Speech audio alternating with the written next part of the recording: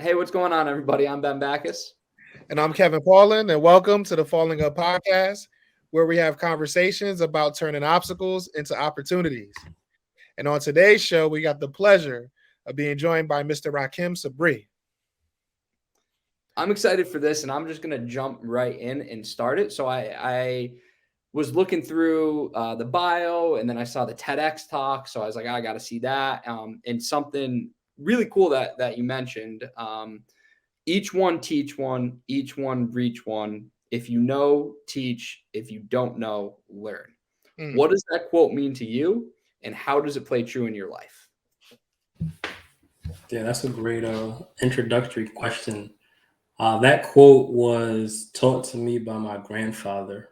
And my grandfather he definitely gave me, my brother, and my uncle a charge in life to basically take what it is that we learn and share that with other people. He used to use this analogy of spreading germs. And so he would pick us up from school when we were in elementary school, and he would ask us, "Did you sneeze in anybody's face today?" Because when you sneeze and you spread germs, then other people get sick, and then they take that and they go infect other people. So the analogy of what it is that we had learned, or whatever knowledge it is that we had, and sharing that with other people, we were supposed to be sneezing in the faces of other people. So it actually has a fond kind of significance in my life. And how does that show up today? I think I built a platform on this idea of sneezing in the faces of my audiences, right? And so I specifically focus on financial empowerment and financial trauma. But I think in the demonstration of those topics, there are stories of resilience, there are stories of confidence, there's stories of overcoming, there's stories of transparency, honesty, integrity. And so it's not just what I talk about, but how I talk about what I talk about that I think has an impact on the people that come across my stuff or subscribe to an audience that I kind of curate. The fact that was the opening line of this podcast has me pretty pumped up right now. Because there's about, I don't know, 50 things you said in there that really, I think, highlight what the Falling Up podcast is all about. So I'm super excited to kind of hear your story. Where I think it's a good place to start. As Kevin will vouch for, I'm a huge definitions guy. I think that so many times when having a conversation, if I'm coming from one standpoint and someone's coming from another, a lot of times we just go around in a circle rather than really being able to talk through things. So I want to ask, can you define financial trauma? Let's start there. Sure. So financial trauma is not a term that I came up with, but I have my own definition for it. And that is any instance observed or experienced that has a negative impact on the way that you view, interact with, or believe about money. So that's my definition. I go on to say that financial trauma exists on a spectrum. And so there's big T trauma, like experiencing the loss of a job or an eviction or a repossession. And then there's little T trauma, like taking the wrong advice off of TikTok and applying it to your personal finances. And so I like that there's a spectrum and talking about that, because all of those things, whether you experience it directly or you observe somebody else talking about it or you observe somebody else impacted by it, has an impact or an influence on the way that you interact with money or what you might believe about money. And because we often don't talk about our beliefs about money, it opens up a greater dialogue in the world of financial counseling and financial psychology and financial therapy. So that's kind of my tribe right now. And so because it's a newer space in the industry, a lot of times when people hear those terminologies, they kind of like scratch their head and they're like, well, what does that mean?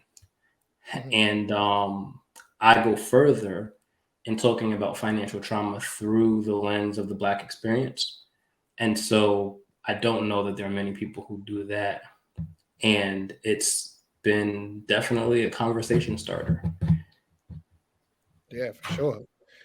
And so stay in there, because Benny stole my question. And no, I'm messing with you, man. But stay in there with the financial trauma. Let's dive into how it shows up specifically for Black and Brown. brothers and sisters. Me personally, I'm a huge advocate of financial literacy, and me and Ben are a part of an organization that teaches financial literacy to those coming home from incarceration.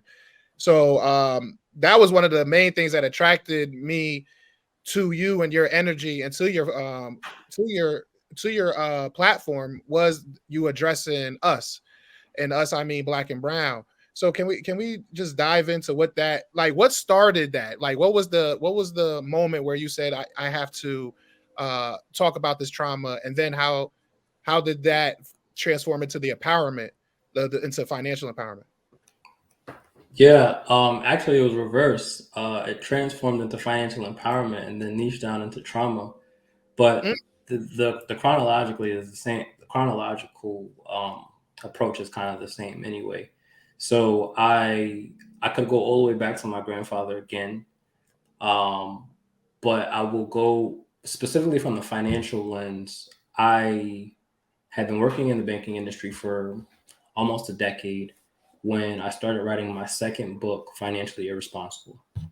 And I worked with a consultant to write this book. And the consultant was asking me a series of questions, both from the position of not having the knowledge and from the position of, well, how do we position these responses in such a way that is going to captivate your target audience?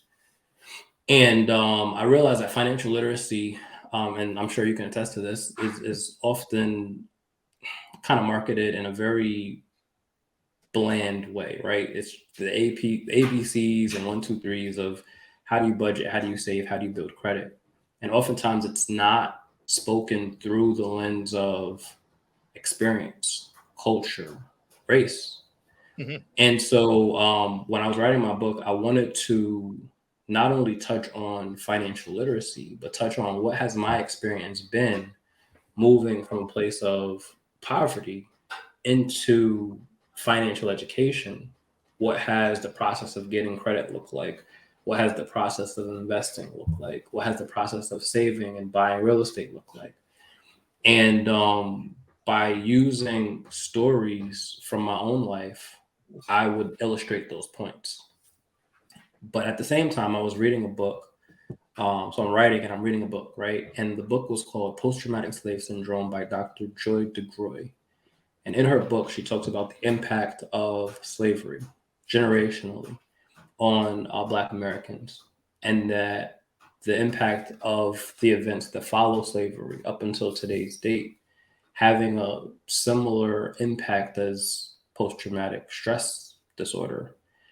But what was interesting about this work of hers was that she started to describe the neurological impact of this trauma on genetics, and that her theory, what she talks about is how the impact of slavery X hundred years ago has an echo impact on today's Black person genetically. And so that impacts how we show up, where we show up, the behaviors that we have, what we have adopted as kind of social norms, Mhm. and how do we kind of analyze and deconstruct that. So as I'm reading this and I'm writing my book at the same time, I'm like, oh, like I'm pulling pieces from her work. And so I quote her quite a few times in that book and talking about specifically how we interface with money and this idea of wealth building as opposed to the lived experience of poverty. And once that published and people were kind of eating up that content, I realized that financial literacy is not enough, right? We need more than that. We need to start examining how we feel about money. We need to start examining our money mindsets. And so I started to talk about things that weren't necessarily in the ABCs of financial literacy. Um, and then, further on, I got into, well, let me hone into this aspect of trauma that acts as that obstruction between becoming financially educated and feeling financially empowered. Because there are a lot of people who know what they should be doing, but they don't do it. And so, what is the reason why You know that you should have a budget. You know that you should be building and maintaining your credit. You know that you should be investing. Why won't you do these things?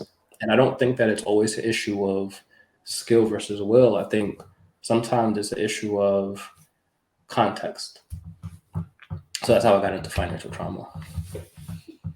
I find that if I like, if I heard the term prior to meeting you, but how you break it down and how you describe it is so it's what's the word I'm looking for? It's easy to digest for people that haven't no idea what financial literacy, because I that's one of those topics I think that people automatically get anxiety once they hear financial. It's just, oh, they put the shield up, right? So I love the way you approach that, how you share that, and how you spread that. It's also, I think when it comes to like so many topics in life, there's the intellectual and then there's the practical and being able to really feel it and apply it. And when it comes to financial literacy, I think many people can intellectually understand, like you said, the importance of saving. But how do you practically put things in place to be able to do that, right? And what are those cheat codes? I think that, just to speak what Kevin is saying, to be for an individual to be able to articulate that in a digestible way is so very important. And then almost more importantly, how do you model that behavior and show that it really is true? And that's something that with the financial literacy class with Winning Ways, I think, Kevin, you do an incredible job. Is like, it's not just teaching financial literacy, but it's the living testimony, right? And it's the hope that you bring to each person you work with, which is, I truly admire. So I'm really curious, is what did you learn from, I know you mentioned kind of growing up, experiencing poverty. What were the key takeaways? What did you learn from experiencing poverty? And how did that move into gaining financial knowledge? How did that process take place? Good question. I don't know that I don't know if there's anything positive that I've learned from experiencing poverty. I think it was one of multiple things that were kind of happening concurrently in my life at that particular point in time. My awareness of the household finances came about as a result of my parents' separation. So there's the trauma of that, right? You grow up your whole life and your parents are together, and suddenly, one person is gone. And so how do you navigate those interpersonal relationships between each parent? And I was the oldest. I am the oldest of my siblings. So how do you navigate the role that you step into, whether that be from a position of financial custodian in the household or, next in line, right? The man of the house, so to speak. And so I guess the very simple answer to your question would be I learned survival through poverty, which I think a lot of people do, because every day is about survival, right? You have to be very strategic about how you move and where you move. And, maybe I could pay half of the electric bill this month and the other half next month to keep the lights from going out. Or, how do we budget the food stamp card so that we can have enough food throughout the rest of the month so that we don't, end up in a place where we're hungry? Or, okay, the lights is going to be off for a couple of days. So how do we position ourselves to navigate, right? With candles or boiling water so that we can bathe, different things like that, where they're hard experiences and they're experiences that other people certainly have had and can relate to. But I think at the root of all of it, that is definitely survival. Moving into financial education, and I think my mistake earlier on, as I started talking about this, was discounting the influence of security that came with my positioning, right? So my mom, like I said, my mom and my dad separated. She moved from New York down to Texas, and I followed. And then we collectively moved back up into New England, Connecticut. And so, she has a fiance now, and we're merging households. And within that, there was security established financially in a different way than I had realized it previously.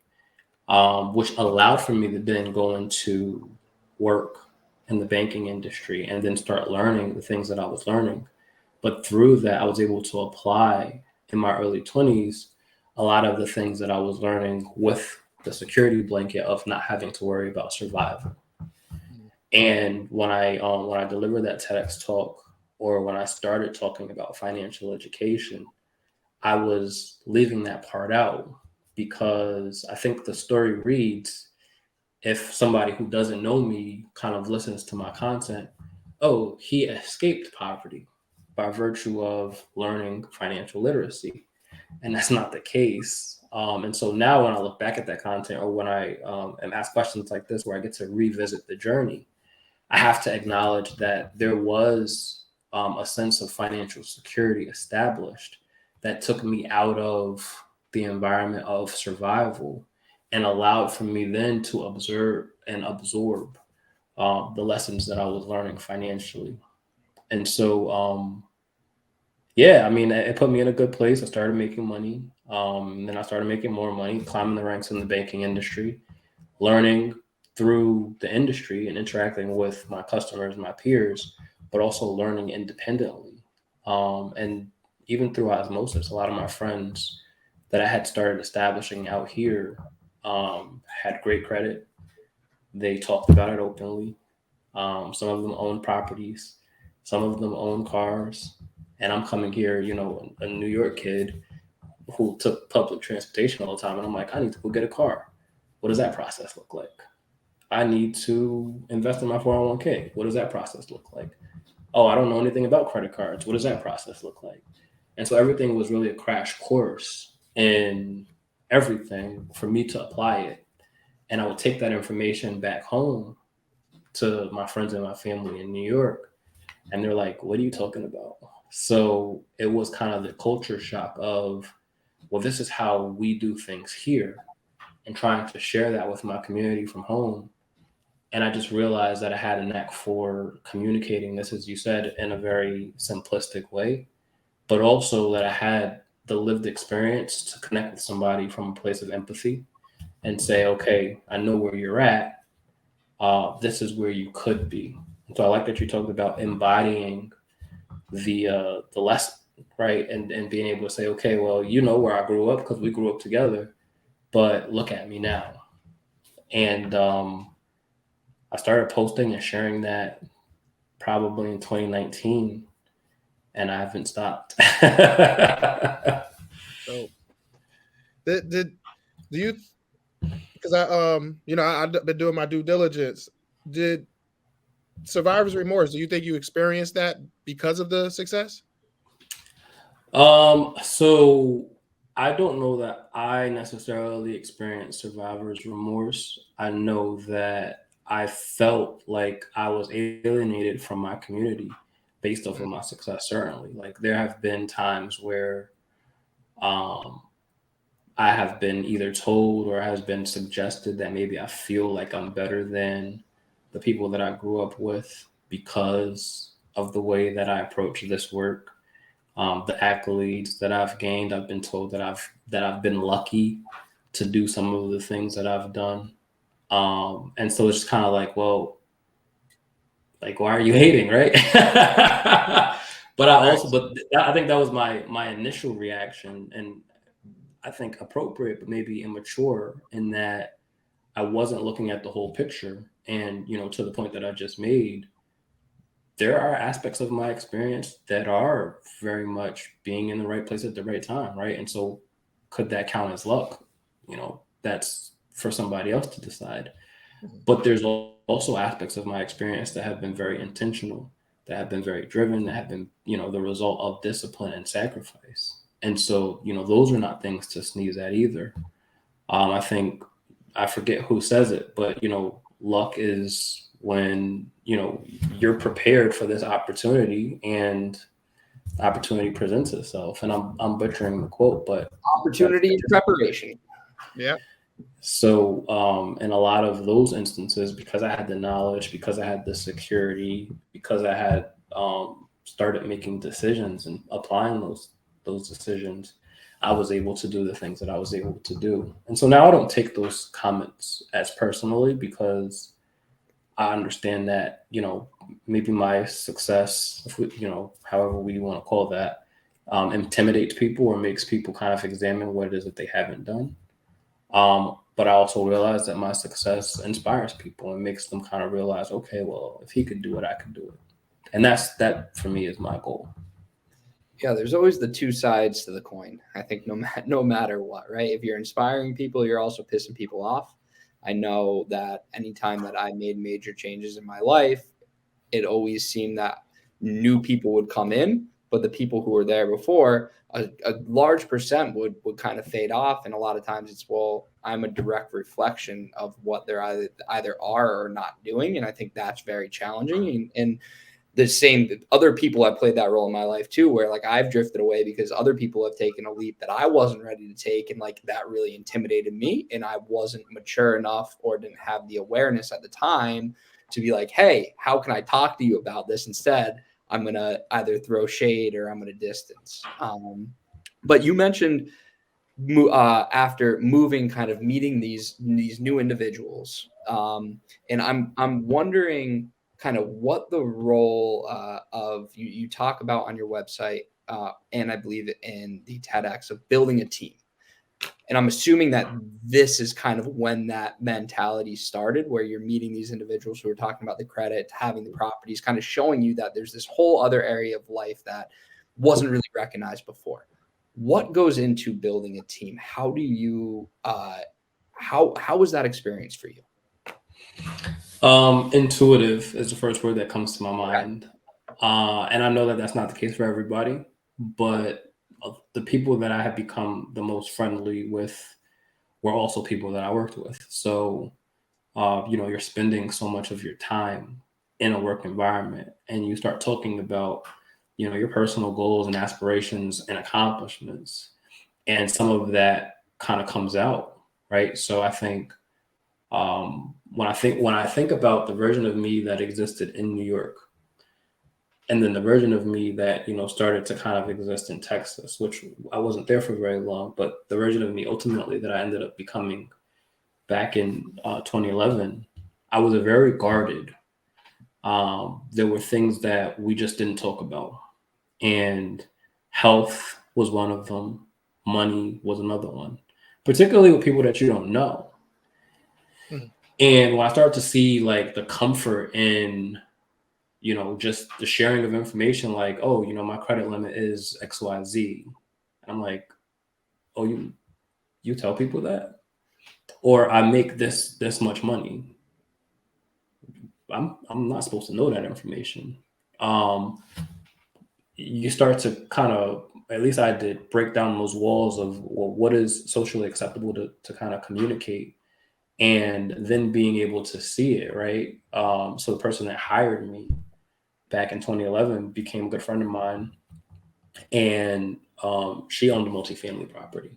And so I would go to the multifamily property and I would see that she had tenants, and I would see what, the process of her collecting rent looked like. And I saw her buy another property.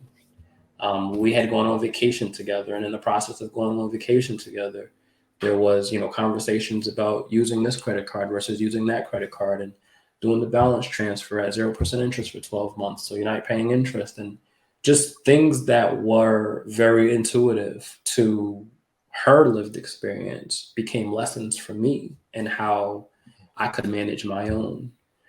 And so when I started to desire things of my own, whether that be credit cards and credit limits, whether that be buying a car or life insurance or real estate or investing, I got to ask somebody who already did it. Well, what did you do for this process? Who did you talk to for this process? Who do I need to talk to for this process? Can you make any recommendations? And, it just, like I said, it was very intuitive. So I think I'm blessed. I'm grateful for that that was the case for me, because I don't necessarily consider myself to be the most extroverted, and that I would have known even to go out of my way to ask these questions of people. And then beyond that, getting over kind of the cultural shift of saying, well, those are not things that we talk about, to, well, I want to hear more about this. Like, let's talk. And even kind of removing the guilt and the shame of what my experience financially was growing up, and being able to have very open and transparent conversations, all really kind of primed to position me to go out and do what it is that I do now. So when I talk about my experience, or I talk about finances as a whole, there's a lot of transparency in that, where I'm like, look, this is the real deal. I'm not trying to, I mean, I have courses, right? But I'm not trying to sell you a course so that I can get rich off of you. I'm trying to sell you a course so that I can impact your life and the trajectory of how you manage your finances. And so that would apply to any product or service that I assign myself to. Like, it's not about money, it's about impact. But of course, money is the currency of exchange. So things have to have a price point. Mhm. Was there any I don't like using this word, but like mistakes that you made when building a team and choosing people to associate with? Yeah, I don't know that mistake is the word that I would use. Certainly there are people who I was very close to that I don't have a relationship with anymore. Mhm. I think it's just kind of like the evolution of these social interactions, right? So I'm grateful for a lot of the experiences that I had in the process that set me up to be able to do what I'm doing now. Um, but I think I don't know that I would call that a mistake. Certainly some of those exchanges, or the ending of some of those relationships, have been more painful than others, and that, maybe there's regret in how the relationship dynamics looked, but not necessarily in how I approached it. I mean, what they say, reason, season, and a lifetime, right? So, Exactly. yeah, sure. I mean, speaking of mistakes, just shifting gears a little bit. What are some common money mistakes that that you that you can identify for us that that people make, that the working class makes? Um, it's funny you're asking me this question now, because I think I look at these questions from a very different lens than I did maybe 2 years ago. And I think that the mistake is in judging somebody's decision as a mistake. Mm, Um, that's a yeah. bar. That's a bar.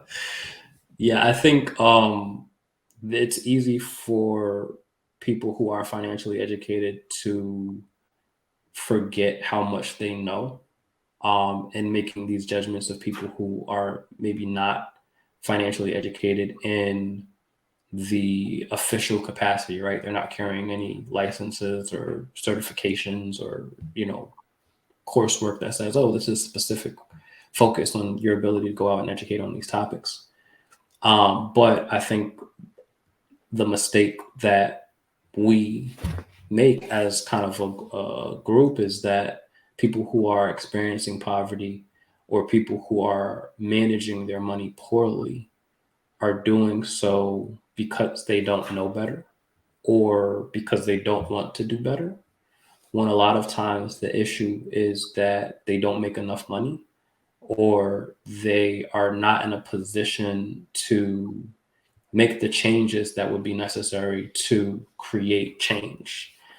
And that's kind of a hard line to stand on, as a coach, as a counselor candidate, as financial educator, and as somebody who has that lived experience, because there's like this gap in between survival and what thriving could look like, right? And I'll just use an example. Let's say that you have food stamps, right? Well, in order to qualify for those food stamps, you have to make under a certain income. You have to check off all of these boxes. Let's say that you are in a position to make more than the income that limits you to that benefit, but less than what would be enough to survive. You have to make a real hard decision that says, well, I'm going to keep my income under this amount so that I could continue to feed my family, or I'm going to make income over that amount, and now I have the responsibility and the pressure of figuring out how I'm going to bring food into the house. And that was a conversation that I had earlier on where I would kind of condemn those people, like, how could you stay in that position? But it's easy to condemn somebody when you're not in that position. Right.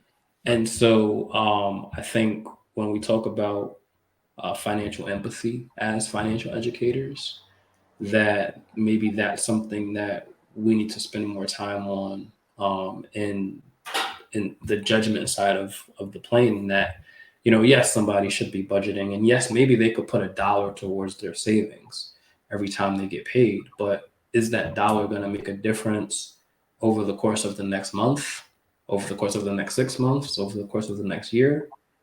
Not really. Like, they need a lot more dollars than that. And so there was this narrative that was spun about millennials and the avocado toast and, getting your latte in the morning. And, if you want to be rich, you got to stop buying your coffee.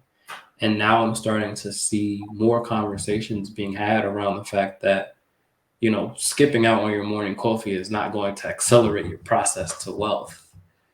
Decreasing your expenses and increasing your income is. The coffee is just, you know what I'm saying? It's just, I mean, if you're spending $5 a day, every day, 5 days a week, every day, for the year, then, maybe, yes, you can make some change in that you're investing more or you're saving more. But also, like, what are you trading in order to be able to do that? Is it happiness? Is it security? Is it, this is what I need to get me through my day to keep me focused on my journey, showing up at work on time, or whatever it is that I need to do to survive? And so I think, again, thinking that people are like making mistakes is the mistake. Sometimes people are doing this very intentionally because they have no other choice, or they don't see another choice. Yeah, that's that person-centered approach, right? That's that meeting people where they're at. Just with my experience of working in a homeless demographic for so many years in Connecticut, from the outside looking in, you'd be like, man, what you doing? You in a homeless shelter and this and that, but not addressing those underlying issues of why they're there and why they stay there, or that harm reduction approach. I'm with you 1,000,000% with that. You know what I mean? You got me thinking from a financial educator mindset, because I do use that exact example of coffee in the morning. Like, literally say that, you know what I mean? But I do like to, and I think what I'm gonna start changing is using that example and saying, this is an example of behavior. So what can we do to lower your expenses? This is an example of how to lower your expenses. If that don't work for you, what else can we do to lower your expenses? And then in turn, raise your income. You know what I mean? Because I think it's that act of, right. And because you're right though, like, if a coffee gonna get you from snapping at work, you know what I mean, to having a productive day, then what exactly, what's the trade-off? That was well said and felt wholeheartedly. And I use an example in my book where I talk about that specific example, right? I used to do the same thing, and I tried it. And so there's a book called The Power of Habit. I don't remember who the author is, but he talks about what's happening in your brain, like wired around habits and this habit loop. And when you broke down, like, what is the habit loop? What is the incentive? What is the reward? How do you break this habit? Well, you don't break habits, you replace habits. Mm-hmm. And so I decided, because I was a big coffee drinker, I would go on Starbucks every day before work, that instead of spending $5 on the coffee, I would spend $5 on a box of black tea. And I would take the tea in the morning, because the habit, the the incentive and the reward for me was the hot beverage. It wasn't necessarily the taste of coffee. It was the hot beverage to kind of get my day started. And because I was used to that and I was looking for that, if I could take the $5 one time and have a box of tea that would last me for the 30 days, well, now I could save the other $5 a day on coffee and put that into a different account or invest it or, you know, just not spend it. And so it was a way to your point, reduce expenses, but also not feel like I'm on a diet, right? And I need a cheat day.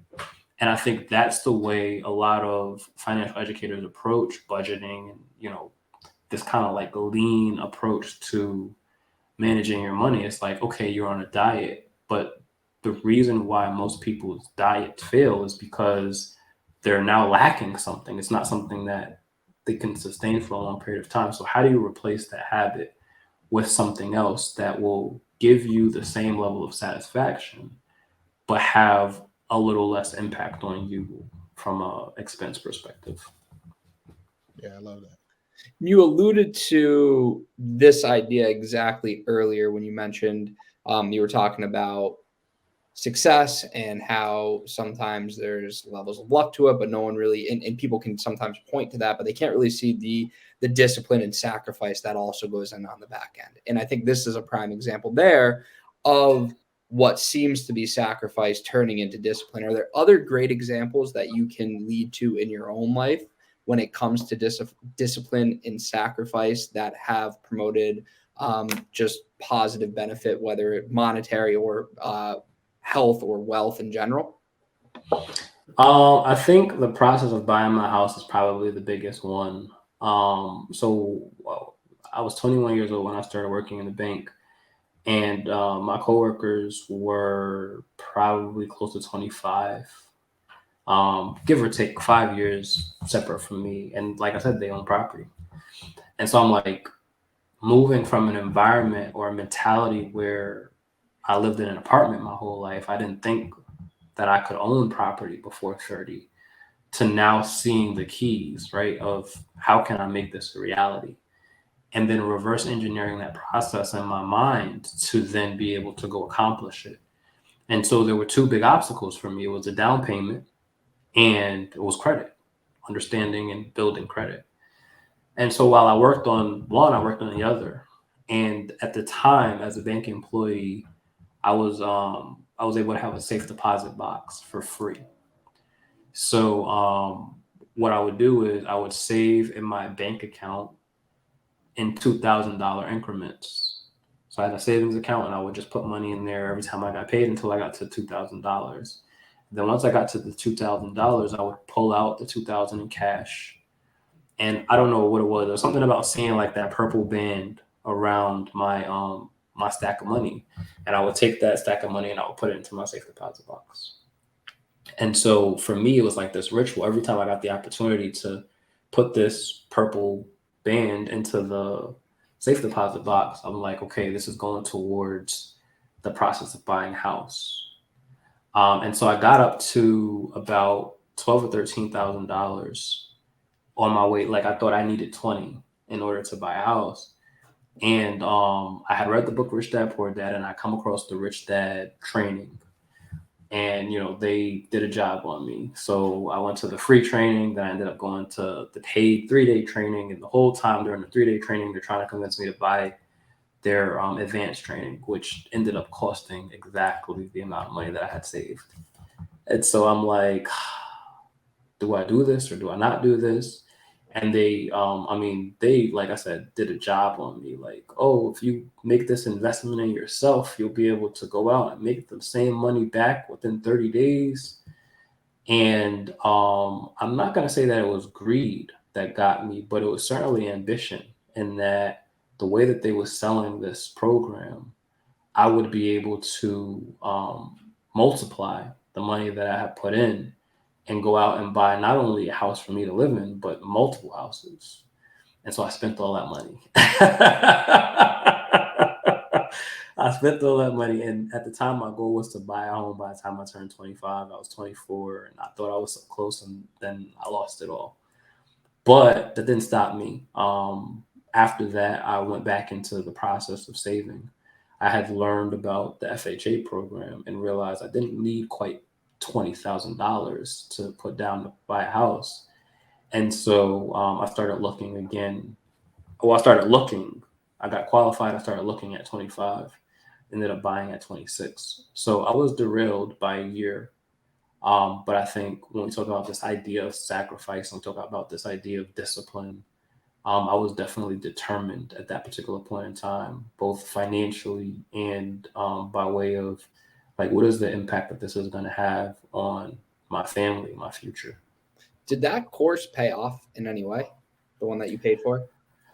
Um, so yes and no. I think the experience of making an investment in myself, as cliche as this is going to sound, is probably the part of that experience that is the most valuable to me, because it's kind of like flexing a muscle, right? Um, Mm. or building a muscle rather, in that you feel all the jitters and the anxiety. I mean, it was the most money that I had ever saved, and therefore the most money that I had ever spent at one place. And since then, there have been numerous opportunities for me to invest in myself through courses and coaching and programs that I've taken advantage of. And I think the reality of, that industry as a whole is that there's some good ones and there's some not good ones out there.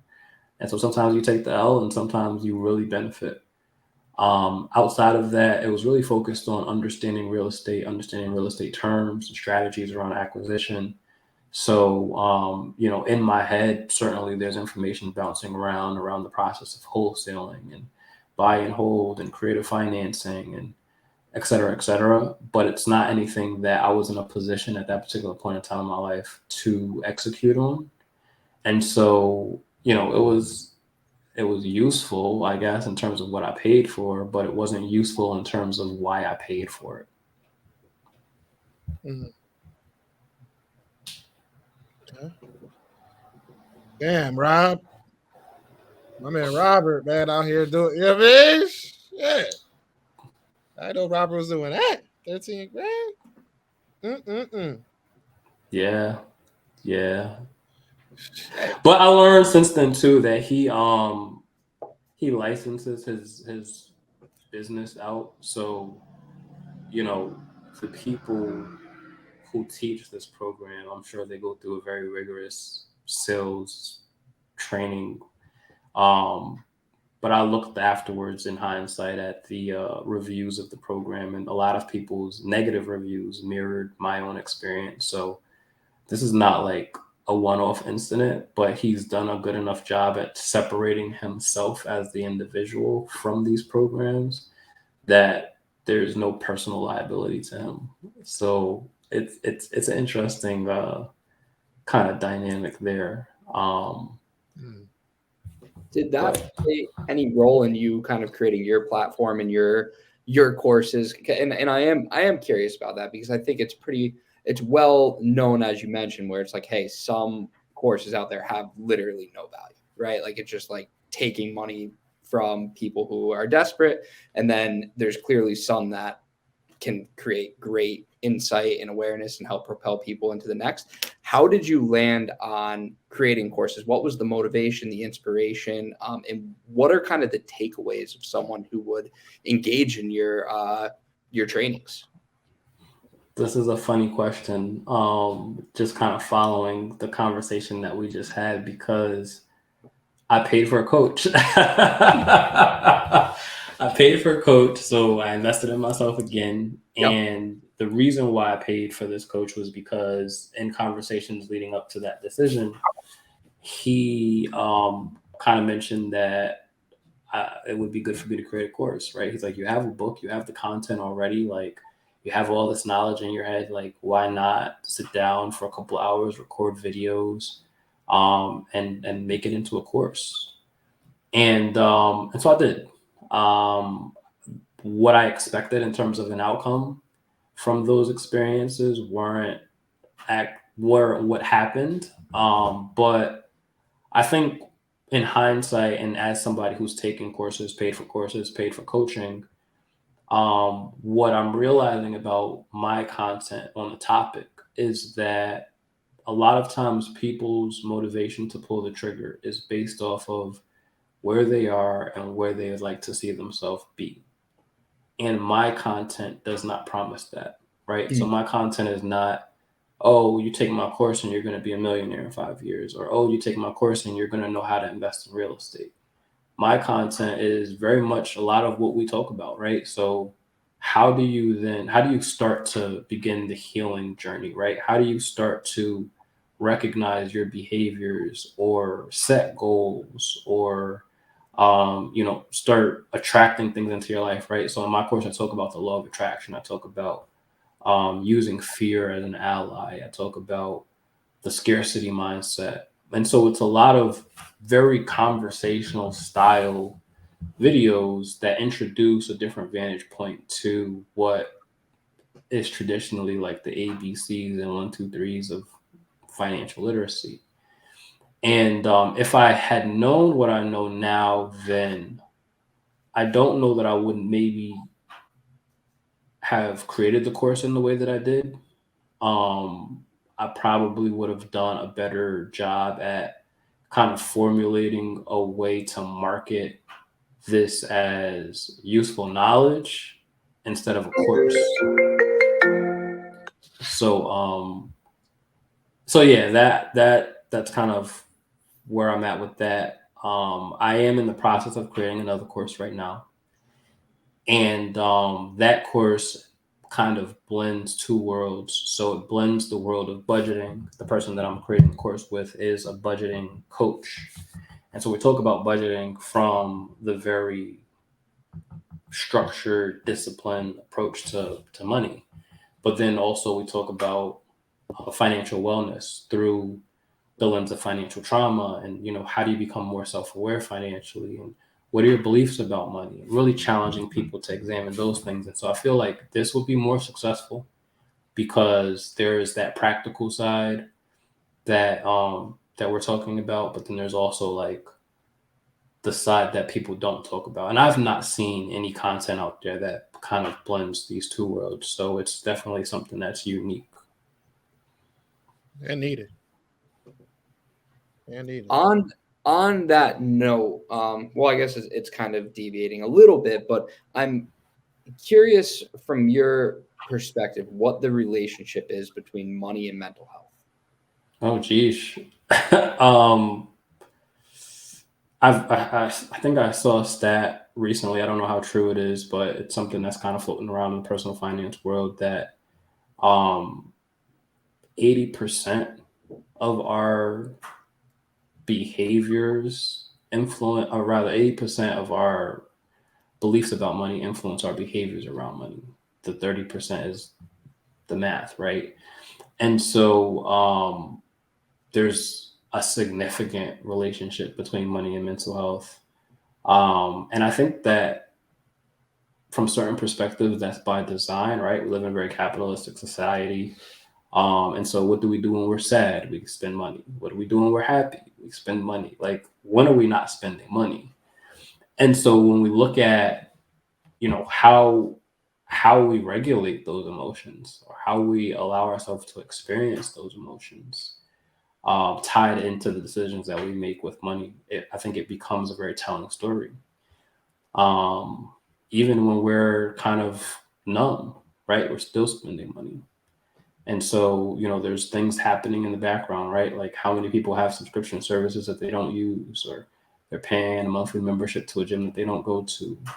And then how many obligations do we have on top of that, whether that be a car note, insurance, rent, mortgage. I mean, there's so many things that influence or that are influenced by our ability to spend. And there are not enough things that will incentivize us not to, right? That will incentivize us to save or incentivize us to invest outside of, maybe this dream of financial freedom sometime down the line. But even that becomes hard to kind of conceptualize for a lot of people when, it seems like there's always some kind of impending doom talked about in the news, right? Always some emergency, always some war, always some disease. And so, I think the challenge for a lot of people is in determining, what are their values for now and what are their values for the future, and how does that tie into their finances? Do you want to be somebody who is, or are you okay with being somebody who is working a job until you're 70, to, maybe get 10 years of freedom? Or are you somebody that doesn't want to work anymore and, wants to figure out what life looks like for you not working? And, I've seen some funny commentary about, people not wanting to work anymore. And it's like, well, I don't think that people ever really did want to work. I think it's always been like a kind of a have to situation, but I think people are starting to realize that they can make money without working in a traditional sense. And I think that's very liberating for a lot of people. And empowering, right? For sure. So before I forget, because I got a big circle around this, your RFC certification, I just want to salute you on that. Thank you. Yeah, that's a lifetime ago. I got my Series 6 of 63 a lifetime ago. So and what comes with the RFC, all the different, licensures and courses and things that you have to accomplish to be eligible for that is a daunting task. So I don't know too many people that have that. So I just want to salute you on that, because I peeped that and I was like, damn, he got that too. I mean, I know he does a whole lot, but I ain't know he that. You know what I mean? Thank So because I remember taking that Series 6 and woo wee, you know what I mean? And yeah, so salute to you for that. I just want to make sure I said that to you. Yeah, thank you. I appreciate that. I didn't know what it was before last year, and I was approached by a master registered financial consultant, and she's like, you meet the criteria for this, and I'm like, do I? And she's like, yeah, like you should do it. You should apply. So I was like, all right, I'll go for it. And really funny story, really quickly rather. I was very anti credential at the beginning of this journey. Like when I first started talking about money, I didn't want to pursue any licenses. I didn't want to get, I don't want to become the certified financial planner. Like I didn't want to do any of that stuff because I came from the banking world. So I knew there was a lot of compliance, and they get to dictate what you say, how you say, where you say it. And I wanted to have the freedom and the flexibility to kind of talk about this experience and talk about this information without regulation. But then I discovered financial psychology and financial counseling and financial therapy. And I was like, this is kind of my speed. And so I got the certified financial education instructor credential back in 21. I got the RFC last year, and right now I'm working on the AFC, which is accredited financial counselor. And so by the end of the year, definitely I should have taken that exam and hopefully passed and have the AFC. And then I might be done for a little while. But I mean, this is a space that's constantly evolving, so there's always a need to, continue to educate yourself. So I want to be the best version of me, for me, but also for the people that I serve. And so picking the right certification and being able to, like you said earlier, meet people where they are is super important to me. So outside of the course, I know you have, it sounds like a podcast, newsletter, on YouTube, social medias. What else do you have going on? Where can people find you? Yeah.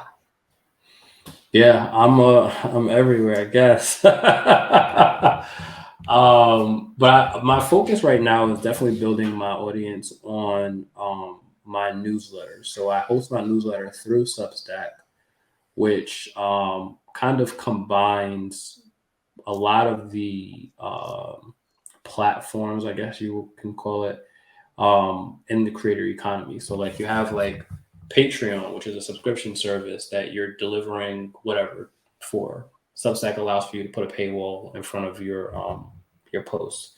Blogging, it checks off the box of blogging for me. The email list, it checks off the box for the email list. I don't have to use like a MailChimp or anything like that.